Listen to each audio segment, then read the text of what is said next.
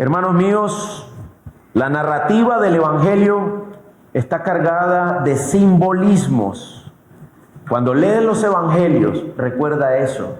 Hay muchos símbolos en los Evangelios. Hay muchas figuras literarias. Hay muchas expresiones que tienen una intención detrás.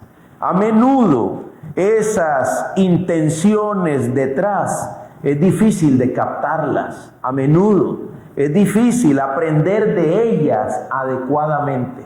Y se requiere una lupa, y se requiere un diccionario bíblico, y se requiere una Strong, ¿verdad? Una concordancia para ir más a fondo, para sumergirnos y encontrar qué es lo que significa, por qué está diciendo eso.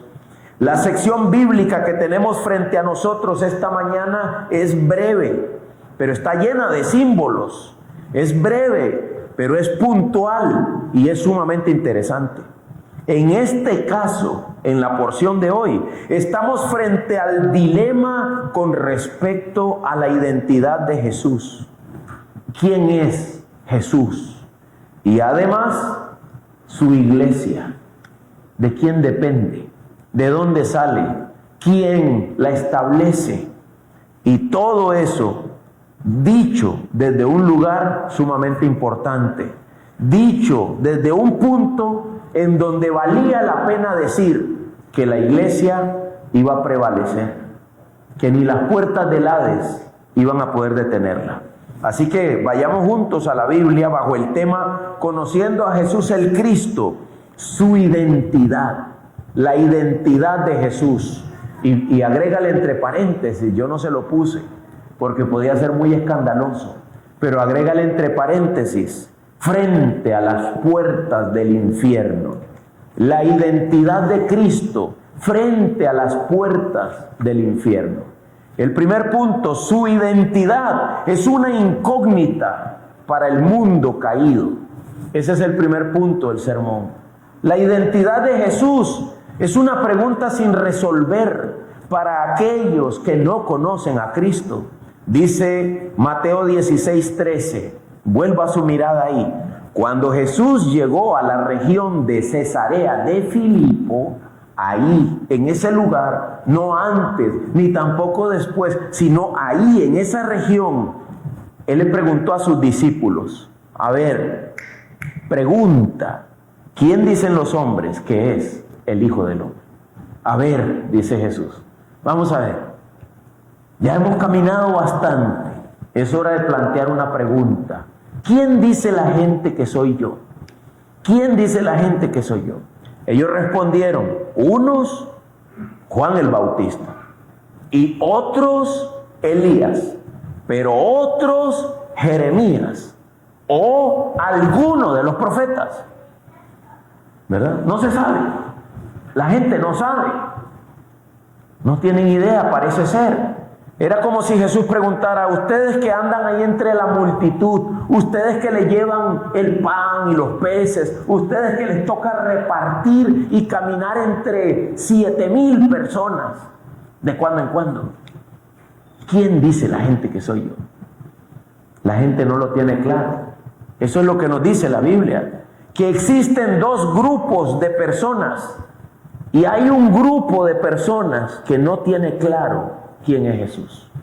Hay un grupo de gente, son llamados los hombres, en forma general, los hombres. ¿Quién dice la humanidad que es Cristo?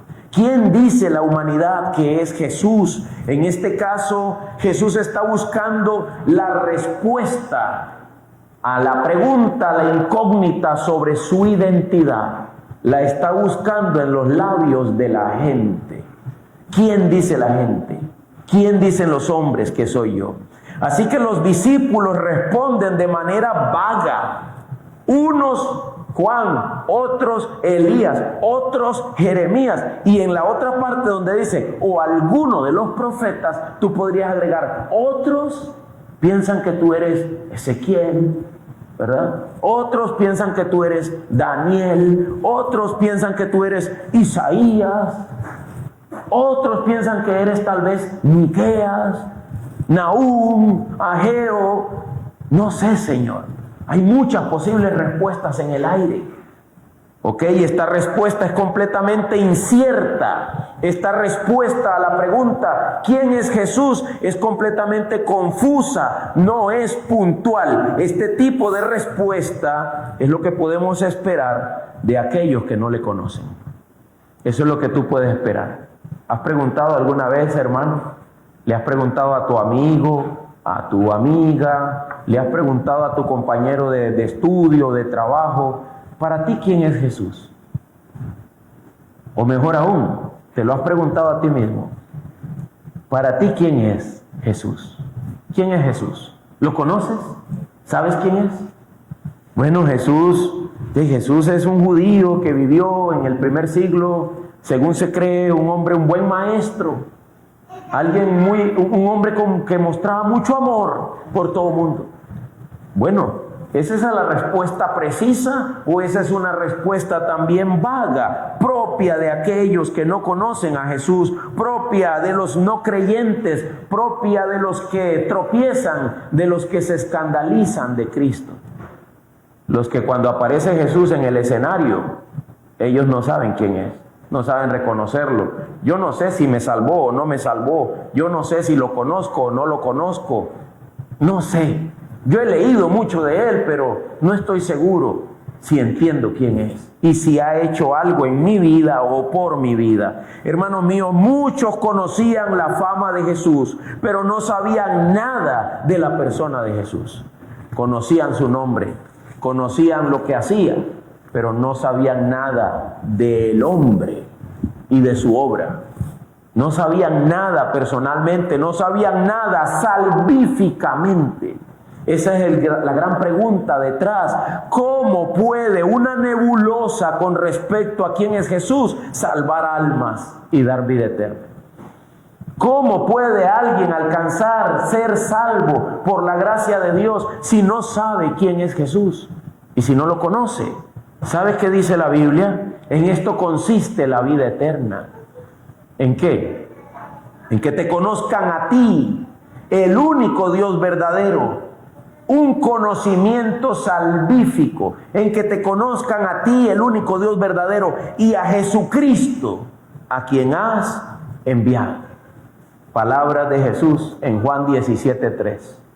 En esto consiste la vida eterna, en conocimiento, pero no un conocimiento cualquiera, sino el verdadero conocimiento. Así lo dijo Pedro, así lo hablaban los apóstoles. El verdadero conocimiento, el que salva, no el ritual, no el tradicionalismo, no el nombre, no el acto de persignarme en ese nombre, sino conozco a la persona. Me ha salvado, sé quién es, conozco su obra. ¿Es Él mi Señor? Si mi respuesta es vaga, es lamentable que el verdadero conocimiento de Jesús esté vedado para la mayoría de los hombres sobre esta tierra. Dice Jesús mismo: oh Padre justo, escucha a Jesús hablando, el mundo no te ha conocido. El mundo no te ha conocido. Tampoco a Jesús lo conocieron. El mundo no conoció a Dios. El mundo no conoció a Cristo. A los suyos vino y los suyos no le recibieron. Nunca pudieron identificarlo certeramente como el prometido, como el Mesías. Hermano mío, ¿qué responderíamos nosotros si se me consultara a mí? ¿Quién es Jesús? ¿Quién es Jesús para ti? ¿Qué respuesta tendrías? Pero la cosa se torna más interesante cuando examinas desde dónde se hace la pregunta. ¿Dónde estaban ellos, hermanos, cuando Jesús preguntó: ¿quién dice la gente que soy? ¿Dónde estaban? En Cesarea de Filipo. ¿Por qué preguntó eso hasta que llegaron a Cesarea de Filipo? ¿Qué hay en Cesarea de Filipo? Preguntas que un intérprete de la Biblia tiene que hacerse. ¿Por qué citan Cesarea de Filipo? Cuando lo examinas te das cuenta que en las regiones bíblicas había un lugar llamado el Monte Horeb, también llamado o considerado el Monte Sinaí. ¿Sabes qué pasó en ese monte? Moisés vio una zarza arder. En ese monte Moisés recibió las enseñanzas, la ley, los estatutos. En ese monte, de ahí el pueblo, ¿verdad? Fue que tomó agua de ese lugar. Y ahí se encontró Elías con Dios, en ese monte. Ese monte es el lugar, recuerda esto, donde el cielo besa la tierra. El monte Oreb. Allá donde el cielo, el Padre Dios, toca la tierra y se manifiesta. Esto es lo que está en la mente de un judío cuando él lee que en Cesarea de Filipo Jesús hizo una pregunta. ¿Quién dice la gente que soy yo? ¿Pero por qué? Eso no era Cesarea de Filipo, era el monte Oreb. Sí, justo en la parte baja del monte Oreb, justo en la parte llana donde se termina el monte, hay un lugar llamado Cesarea de Filipo. Cesarea de Filipo tiene una grieta, y hay una gruta, una grieta desde donde brota un río, y la gente de Cesarea de Filipo pensaba que esa era la puerta al infierno mismo. Ese hueco era la puerta al infierno, decían ellos. Ahora, ¿tú crees que le andaban de largo? No, traían flores, adoraban ahí, en las puertas del infierno mismo, en Cesarea de Filipo.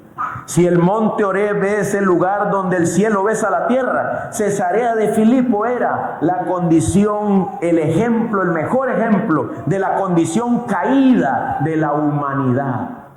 Adoraban a un Dios llamado Pan, y el lugar de Cesarea de Filipo también era conocido como Pania y pronunciado por otros como Bania, era su nombre antiguo. Ahí había un templo. Había un templo a la fertilidad, había un templo a la idolatría pagana, ahí había de todo tipo de perversión. Se supone que detrás de esa grieta vivía Poseidón y era la puerta al inframundo. El infierno estaba detrás de ese lugar. Así que Cristo va, se para ahí, en ese semejante escenario, con las puertas del infierno detrás, según los hombres, y pregunta: ¿quién dicen los hombres que soy yo? Qué interesante, ¿no? Este Jesús era increíble. Parado ahí, me supongo con el templo del Dios Pan allá atrás, con todas las flores y todo eso. Y dice: ¿quién dice la gente que soy yo? A ver, pregunta. ¿Quién dice la gente que soy yo? La respuesta era muy dispersa. La respuesta era poco precisa. La respuesta era pecado. ¿Sabes que pecar significa errar al blanco? Y como dice un pastor, y es que no es que le tiran y le fallan, es que ni le tiran para ahí. Es que tiran para allá. Y el blanco estaba al frente. Ahí tienen a Jesús, glorioso, majestuoso, increíble, supremo, grande, poderoso. Y la gente no sabe quién es. Multitudes no saben quién es. Si hubiera terminado ahí la narrativa bíblica, ¿qué haríamos, hermano?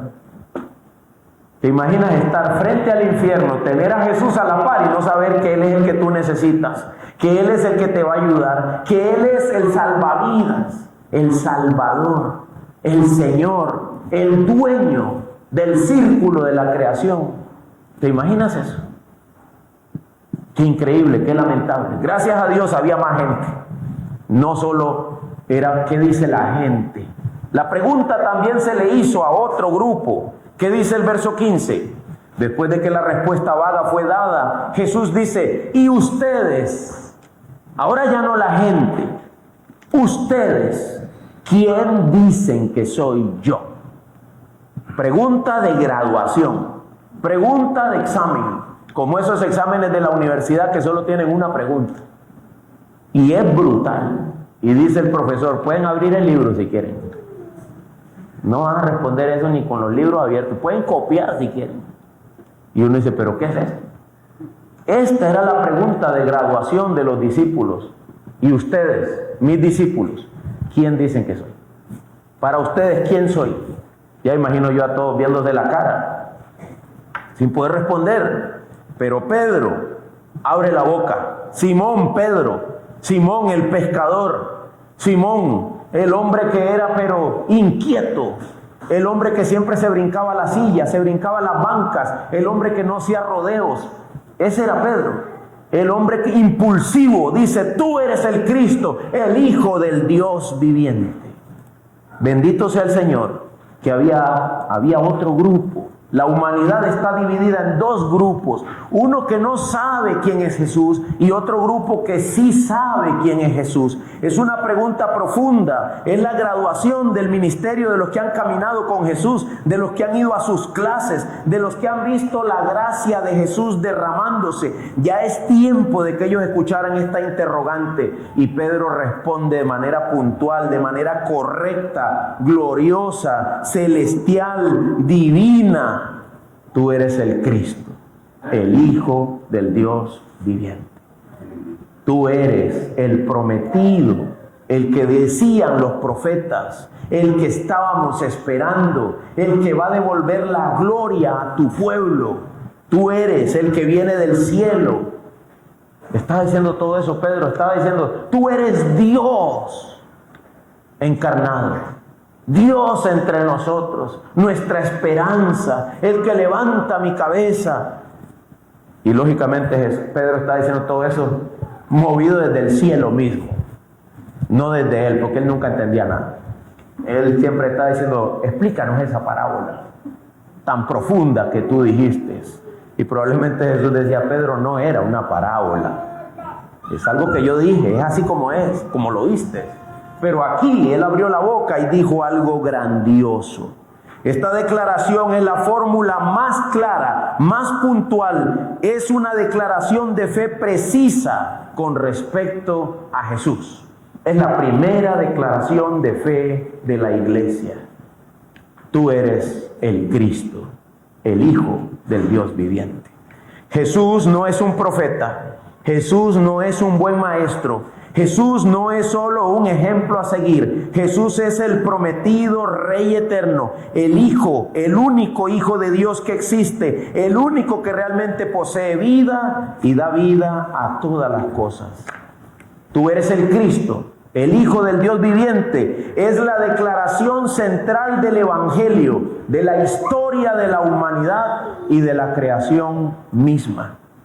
Nuestras vidas dependen completamente de esa declaración. Completamente. Eso que Pedro acaba de decir es muy puntual, ¿no? Eso es todo. Tú eres el Cristo, el Hijo del Dios viviente. Eso es todo. ¿Sí? Eso es todo. Y de eso cuelga nuestra existencia. De esa declaración depende todas las cosas. La humanidad y su existencia dependen de eso, específicamente de lo que quiere decir el Hijo del Dios viviente. Estas palabras, escucha esto, hermano, estas palabras: tú eres el Cristo, el Hijo del Dios viviente, no habían salido nunca de la boca de un hombre en la tierra, nunca. Lo había dicho el Padre cuando Jesús fue bautizado: este es mi Hijo amado, en él tengo complacencia. Lo había dicho el diablo cuando lo estaba tentando: si en verdad eres el Hijo de Dios, dile a estas piedras que se conviertan en pan. Lo habían dicho los demonios cuando se encontraban con él: ¿qué tienes con nosotros, Jesús, hijo de? Los demonios sabían quién era, el diablo sabía quién era, el Padre sabía quién es, pero los hombres no sabían quién era. Y venía a salvarlos. Y ellos no lo reconocían. Y ellos no sabían quién era. Y es la primera vez que un hombre profesa aquello que salva. Tú eres el Hijo del Dios viviente. ¿Por qué aquello que salva, pastor? Porque la frase hijo, la relación padre-hijo entre Dios y Jesús, es la relación que nos salva. Gracias a eso es que nosotros somos redimidos. Gracias a eso es que nosotros somos salvos. Dice la Biblia en Romanos 8:3: pues lo que la ley no pudo hacer, la ley no pudo salvarnos, los mandamientos de la ley no pudieron salvarnos. La ley viene de Dios, la ley es divina, pero no te limpia, solo te condena. ¿Por qué? ¿Por qué me condena? Porque somos débiles nosotros, somos caídos, así que la ley se quedó corta, pero lo que la ley no pudo hacer, Dios lo hizo. Lo que la ley no pudo hacer, que era presentarnos santos, justos, limpios, perfectos, aceptables delante del Padre. Lo que el conjunto de ordenanzas no pudo hacer, Dios lo hizo. ¿Cómo lo hizo? Enviando a su propio Hijo. ¿Ves la relación? ¿Ves lo importante que Él tenía que ser el Hijo del Dios Altísimo?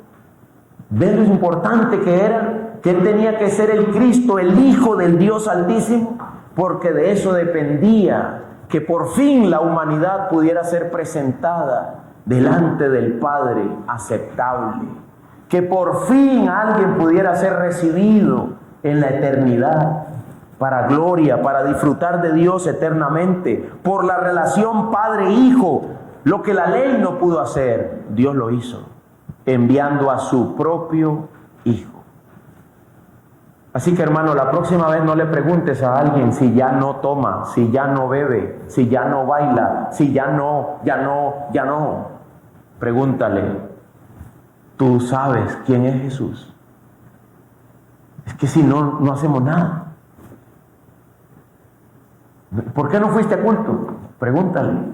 Ya puedes decir quién es Jesús. Puedes ver a Jesús. Es que si no, no está pasando nada. Estamos completamente perdidos si no vemos que lo que la ley no puede hacer, ya Dios lo hizo, enviando a su Hijo. Estamos perdidos si no nos damos cuenta de lo importante que es Cristo. Me asombro yo de ver que por años canté Cristo, Cristo, Cristo, nombre sin igual. Y yo decía, pero ¿por qué no lo valoraba tanto? ¿Por qué no lo conocía tanto? ¿Por qué no sabía de quién cantaba? Qué lástima, ¿verdad? Tenerlo al frente y no saber quién es. Preguntar y ser vago en mi respuesta. Eso debería ser vergonzoso. De Él depende mi vida. Dice que el Padre lo envió en semejanza de carne de pecado, como ofrenda por el pecado. El Padre lo envió en semejanza de carne de pecado, en semejanza nuestra, como nosotros, como si fuera un pecador. Y fue la ofrenda por el pecado nuestro. Y con eso condenó al pecado en la carne. Porque Él no pecó. Eso es glorioso. Pastor, usted no sirve para nada. No, ¿quién te dijo que yo servía para algo? Mira a Cristo. Mira a Cristo. Él no pecó. Vino como uno de nosotros. Fue probado en todo como uno de nosotros. Hermanos, nunca dijo nada contrario a la voluntad del Padre. Nunca hizo nada que no fuera la voluntad del Padre. Nunca dio ni un solo paso que no fuese aquello que Dios quería que Él hiciera. Perfecta justicia. ¿Quién dice la gente que soy yo? ¿Verdad? Ahora, si te hicieran esa pregunta, ¿qué harías? Hermano, yo lo abrazo si lo tengo a la par. Yo le doy un beso y lo abrazo y me cuelgo a él. ¿Tú no lo harías? ¿Quién dice la gente que soy? Hermanos, diríamos, Señor, eres mi todo, eres mi salvación, mi refugio. Señor, ¿a quién iré yo sino a ti, Señor? Señor, si tú lo viera yo, lo viera colgando en la cruz, llorara tremendamente, porque ya no lo podría ver solo como el que me salva, sino que sabría cómo me va a salvar. ¿Quién dice la gente que soy? Qué triste, ¿verdad? Qué triste que la gente no precise quién es.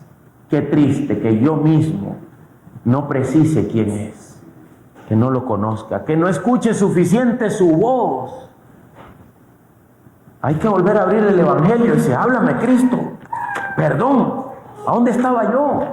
Háblame, yo quiero escuchar tu voz, yo quiero conocerte. En esto consiste la vida eterna, en que entendamos las implicaciones profundas del Hijo de Dios aquí en la tierra. Romanos 8:32 dice Pablo que Dios no negó ni a su propio Hijo. ¿Qué tan importante es que Él fuera el Hijo? Era tan importante que si no negó ni a su propio Hijo, sino que lo entregó por todos nosotros, ¿cómo no nos dará también junto con Él todas las cosas? Todas las cosas. Señor, ¿por qué no lo conviertes, Señor? Hay que pensar, bueno, Señor, ya entiendo. Si no lo haces, es porque no es el tiempo, porque no es tu voluntad. Tú sabes todo. Si tú me diste a tu Hijo, Señor, perdóname. Perdóname por estar insistiendo y tratando de hacer que todo sea como yo digo, cuando yo quiero, como yo quiero. Porque si tú no negaste ni a tu propio Hijo, sino que lo entregaste por mí, ¿cómo no me darás con Él todas las cosas? No cabe duda de que bíblicamente la declaración que Pedro hizo era la investidura de Jesús como el Cordero de Dios que quita el pecado del mundo. Alguien tenía que abrir la boca, ¿no? Ante tanta ignorancia, pero ni Pedro podía abrirla bien. Así que bendito Dios que Pedro la abrió desde el cielo. Pedro la abrió porque Dios se la abrió por medio del Espíritu Santo. Porque si no, hasta Pedro se hubiera quedado pensando, ¿y quién es? Es cierto, hace rato que lo seguimos y sí, ¿quién será? Pero Pedro irrumpió y dijo algo de manera gloriosa. Con esa declaración majestuosa que Pedro hizo, se abrieron las puertas del cielo, frente al infierno mismo. Cesarea de Filipo, el hueco al inframundo, donde vive Poseidón. Cesarea de Filipo, la puerta donde viven los muertos. Ahí se dijo algo. Le decía yo ayer a mis alumnos, mínimo debió haber temblado la tierra en Cesarea de Filipo. Mínimo debió haber temblado la tierra, pero no, era tiempo de que a nadie le digan quién soy. A nadie le digan. Todavía no. Un día, hermanos, va a temblar la tierra cuando Él vuelva. La tierra va a temblar cuando Él vuelva.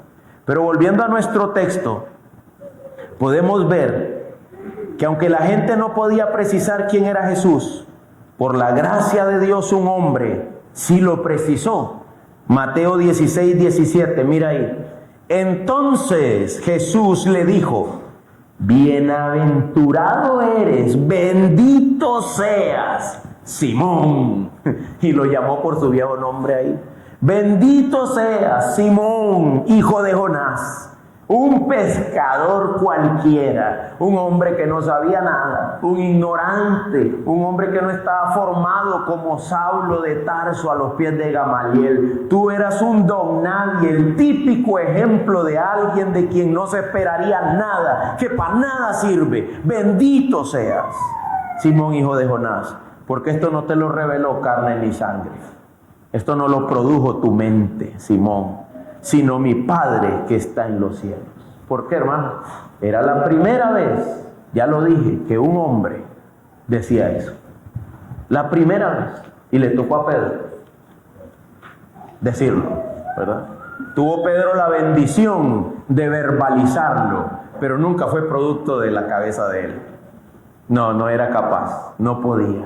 Los hombres no pueden ver quién es Jesús, a menos que el cielo alumbre, a menos que el cielo brille, que el Padre corra el velo y ellos puedan ver ante quién están. Yo también te digo, le dice Jesús a Pedro, que tú eres Pedro, y sobre esta roca edificaré mi iglesia, y las puertas del Hades no prevalecerán contra ella. Yo te daré las llaves del reino de los cielos, y lo que ates en la tierra será atado en los cielos, y lo que desates en la tierra será desatado en los cielos. Aquí vemos que la identidad de Jesús es el fundamento de su iglesia. Eso es lo que vemos ahí, el tercer punto del sermón. La identidad de Jesús es el fundamento mismo de su iglesia. Pero también aquí tenemos varios elementos juntos que han sido producto de mucha falsedad, de mucha mentira, de mucha herejía. Así que tenemos que analizarlos detenidamente. Lo primero, en el verso 17, dice: bienaventurado eres, Simón, hijo de Jonás, porque no te lo reveló carne ni sangre, sino mi Padre que está en los cielos. El Padre se revela o nos habla, dice Hebreos, por medio del Hijo. Así que es lógico que el Padre mismo dejara claro en la mente de Pedro ante quién estaba. Estaba ante el Hijo mismo. El Padre le corrió el velo y permitió que Pedro viera. Pedro sería el primer hombre en todo lo que tenía que ver con lo que sigue, la iglesia. Yo te digo que tú eres Pedro, y luego: sobre esta roca edificaré mi iglesia. Le plació al Padre dar ese lugar de preeminencia a Pedro, el pescador, el hombre impulsivo, el vivo ejemplo de un hombre que necesita ser transformado. Y no solo recibió transformación Pedro, sino que también recibió el privilegio y la bendición de ser el primer hombre que puntualmente identificara a Cristo. Además, el segundo punto aquí es: sobre esta roca edificaré mi iglesia. Es decir, hay un punto que tiene que ver con Pedro y su lugar de privilegio, pero hay otro punto que tiene que ver con la roca de la iglesia. Esa declaración, algunos la han considerado muy complicada y han llegado a pensar que Pedro era la roca, porque el nombre Pedro significa piedra, y porque se dijo inmediatamente después de que Pedro dijo eso: yo te digo que tú eres Pedro, y sobre esta roca. Alguna gente piensa que Jesús está hablando con Pedro así: y yo te digo que tú eres Pedro, y sobre esta roca, como si fuera Pedro la roca. Pero la iglesia nunca creyó eso, verdaderamente, nunca. Pedro dijo ser un pastor, un anciano en medio de los ancianos. Pedro ni siquiera gustaba de llamarse apóstol, así cuando sí ponía Pedro apóstol, pero no cuando iba a decir algo. Decía siempre: yo, un anciano también con ustedes, pastoreen la grey del Señor. Pedro se consideraba un pastor. Pero además, la historia de la narrativa bíblica dice lo siguiente: Salmo 18, verso 1: yo te amo, Señor, fortaleza mía. Salmo 18, 2: el Señor es mi roca. ¿A quién identificaban con el Señor? Con la roca, perdón. Al Señor, no a Pedro.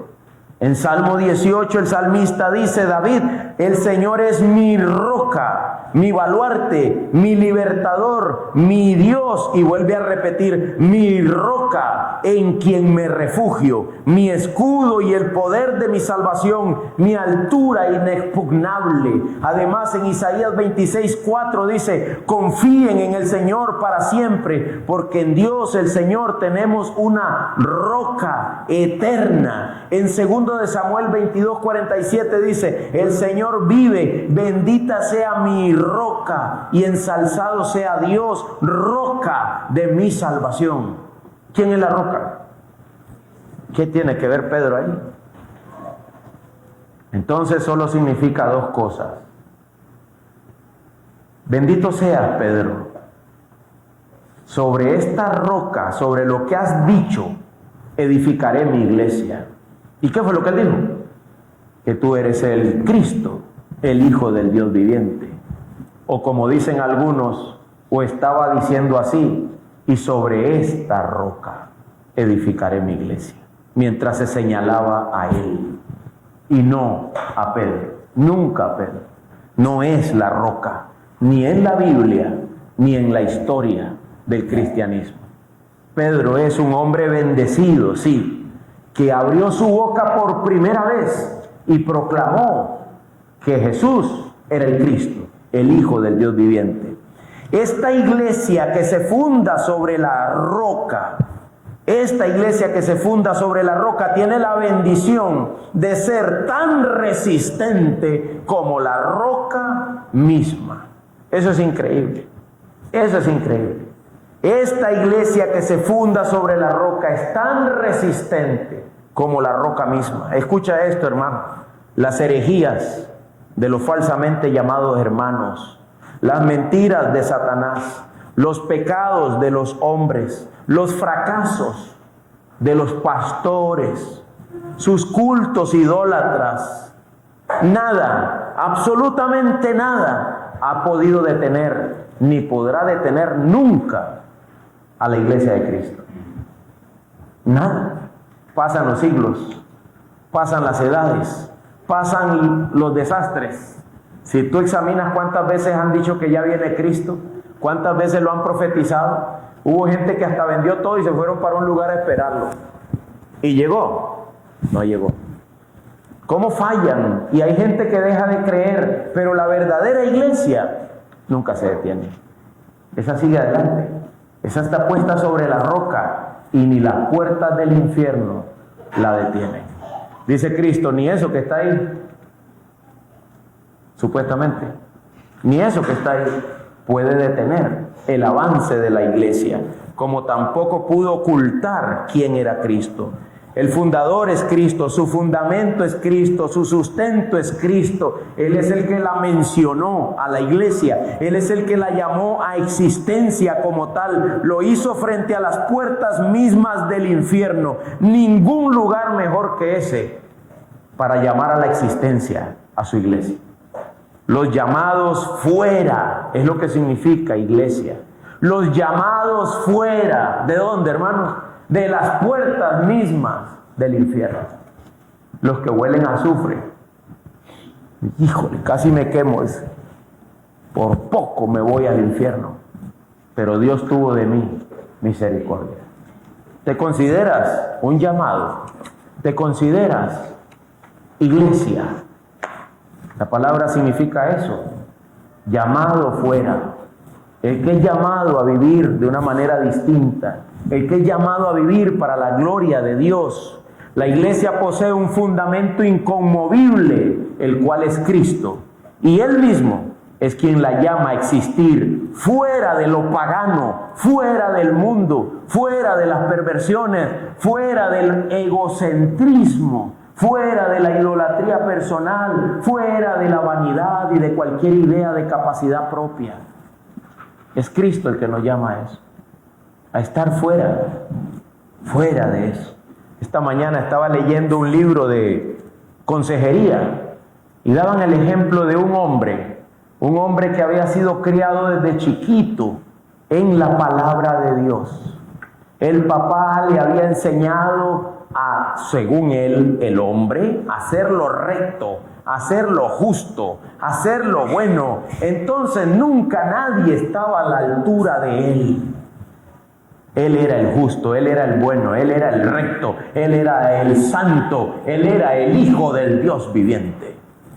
Él mismo tomó el lugar de Cristo, quitó a Jesús y se puso él ahí. Entonces los patrones de él no daban la talla. Cada 3 meses cambiaba de trabajo. Los patrones de él no daban la talla. Ni su papá ya daba la talla. Ni su mamá, ni sus hermanos, ni la iglesia, ni los pastores, ni nada. Él era Dios. Con D chiquita. Hermanos míos, el Evangelio nos llama a renunciar a todo eso y venir a Cristo. Tú eres el Cristo. No soy yo. Eres tú. El Hijo del Dios viviente, eres tú, no soy yo. Yo soy hijo, sí, adoptado. Adoptado.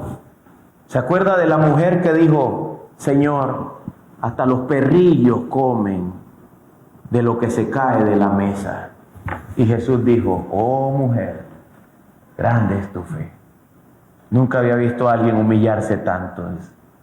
Sí, Señor, soy un perro, porque ella primero dijo, sí, Señor, yo soy eso que tú acabas de decir. Soy ese perrillo chihuahua, yo soy ese perro, Señor. Pero déjame caer algo para que yo coma. Hermanos míos, el Evangelio humilla al hombre y exalta a Cristo. Por último, Pedro tuvo la bendición de ser el que inició la proclama del Evangelio. Por eso es que dice que se le dieron las llaves del reino. Mateo 16, 19, ¿lo tienen? Yo te daré las llaves del reino de los cielos, y lo que ates en la tierra será atado en los cielos, y lo que desates en la tierra será desatado en los cielos. Esto fue cierto de manera total en la vida de Pedro. Él fue el que inició la proclama del evangelio. Él fue el primero en predicar en el pórtico de Salomón. Él fue el primero en predicarle a Cornelio, un gentil, un centurión romano. Él fue el primero en ir abriendo la proclamación del evangelio. Pero Pedro no era el papa, ni es la roca sobre la cual se pone la iglesia.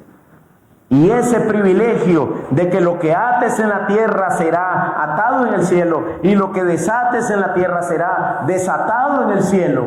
Ya veremos en Mateo 18 cómo lo terminó heredando. ¿Adivina quién? La iglesia. La iglesia.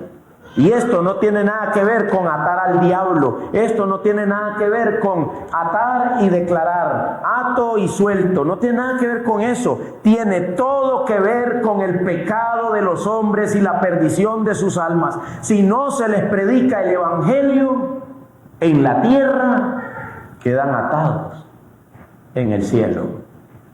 Solo serán salvos aquellos que escuchen la proclama del evangelio. ¿Qué es lo que me abre a mí? El reino. ¿Cuál es la llave del reino? El evangelio.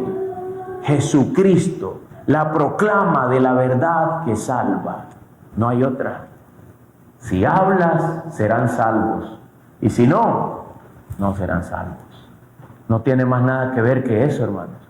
Ahí no dice nada de que yo ate al diablo y que desate al diablo, que le majo la cabeza al diablo.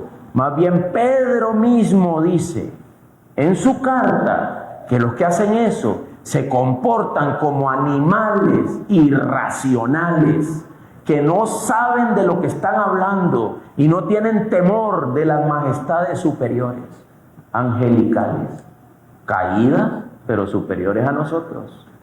Hermanos míos, no tenía nada que ver eso con los demonios, sino, claro, con la predicación del evangelio y el traslado de las almas de las tinieblas a la luz verdadera. La iglesia termina siendo la expositora de la grandeza de Dios, no solo a los hombres, sino también al mundo. Y la iglesia terminó heredando esta capacidad de abrir el reino o cerrar el reino a la gente. Si la iglesia predica, las almas serán salvas. Si la iglesia abandona de la predicación, las almas quedan perdidas. Así de simple. Efesios 3:10, de modo que la infinita sabiduría de Dios puede ser dada a conocer ahora por medio de la iglesia a los principados y potestades en los lugares celestiales. ¿Qué significa Efesios 3:10? Hasta los ángeles, caídos o no, están aprendiendo de la infinita sabiduría de Dios por medio de la iglesia y lo que pasa en la iglesia. Ellos también están aprendiendo. Como decía un teólogo, el punto es, si los ángeles están aprendiendo, ¿qué crees de ti? Si hasta los ángeles están aprendiendo la infinita sabiduría de Dios y lo hacen en la iglesia, por medio de la iglesia. ¿Y tú? Dice Spurgeon, yo necesito la iglesia. No sé si ella me ocupa a mí, pero yo sí lo ocupo a ella. Porque ahí yo aprendo de Dios. La narrativa bíblica termina con Jesús pidiendo silencio con respecto a su identidad. Les dio una orden: a nadie le digan que yo soy el Cristo.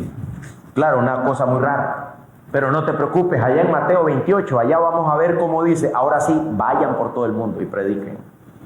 Pero antes no digan que yo soy el Mesías, no digan que yo soy el prometido, porque lo que sigue es la cruz. Tengo que morir. Ya ustedes saben quién soy. Ahora voy a la muerte. Ahora Mateo empieza a caminar hacia Jerusalén con Jesús. lo lleva a Jerusalén, lo saca de las puertas del infierno, Cesarea de Filipo, y lo encamina a la ciudad de Dios, la ciudad santa, simbolismos de los evangelios. Dice, ahora vamos desde el infierno mismo hasta Jerusalén, para que lo sientan en el trono, o para que lo maten en la cruz. Qué triste, ¿verdad? Pero la cruz fue su trono. Ahí venció al pecado. Ahí lo venció. Al pecado de nosotros, hermanos. Al de nosotros, no el de él. No el de él. Él merecía que abrieran las puertas, levantaran las puertas de la ciudad santa y dejaran entrar al gran rey. Él merecía eso. Y eso está en pausa nada más. Por eso la iglesia sí tiene que decir, sí, ven Señor Jesús, sí, ven, ven.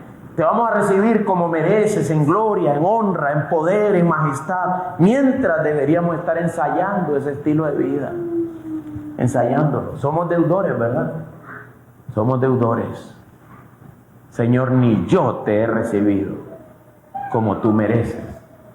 Ni yo te reconozco como lo que en realidad eres. Jesús sabía que sus ovejas, para sus ovejas, Él nunca más sería un desconocido. El Espíritu de Dios haría que sus ovejas oyeran su voz y supieran quién es Él. Él sabía que el Consolador, el otro Consolador, nos iba a auxiliar en esto de reconocerlo. Así que todo lo que hemos leído permitió la majestuosa declaración y el llamado a la existencia de su iglesia, la cual es su cuerpo, aquella de la que tú y yo hemos sido llamados a formar parte, si es que Cristo nos ha sido predicado, si es que le conocemos, si es que sabemos quién es Él. Por último, debemos recordar que esa iglesia no se detiene. Nada puede hacer que esa iglesia pierda su efecto. En ese sentido, la iglesia es la receptora del evangelio del reino. Ese reino que sufre violencia y que solo los violentos arrebatan. Móntate en la iglesia, es lo que estoy diciendo. Móntate en la iglesia, hermano. Es la iglesia la que va para el reino eterno. Por eso Spurgeon decía, yo la necesito. Yo la necesito. Yo necesito estar ahí con ella porque ahí envía Dios salvación y vida eterna. Ella es la que está puesta sobre la roca. Yo necesito ser parte de ella. Todo esto fue claramente dicho desde la realidad de la identidad de Cristo. La identidad de Cristo y de su iglesia frente a las puertas del infierno.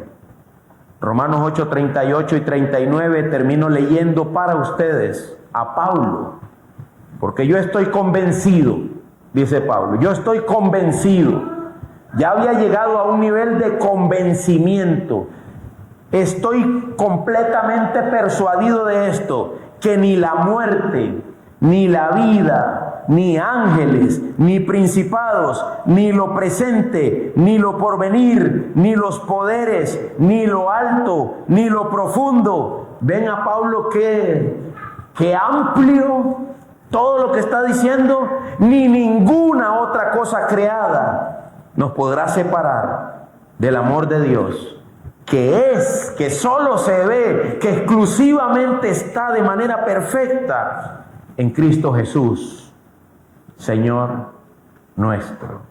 ¿Sabes qué acaba de decir Pablo? Él es el Cristo, el Hijo del Dios viviente. Si lo tienes a Él, lo tienes todo. Y si no lo tienes a Él, estás perdido. No importa cuánto tengas en este mundo. Nada de eso. Pero si lo tienes a Él, no importa qué se oponga en este mundo, nada nos podrá separar de ese amor. Nada. A menudo, cuando vemos para atrás nuestras vidas, nos damos cuenta de que si no fuera por la obra de Dios en Cristo, lejos estuviéramos todos, lejos estuviéramos. Solamente Él nos ha protegido.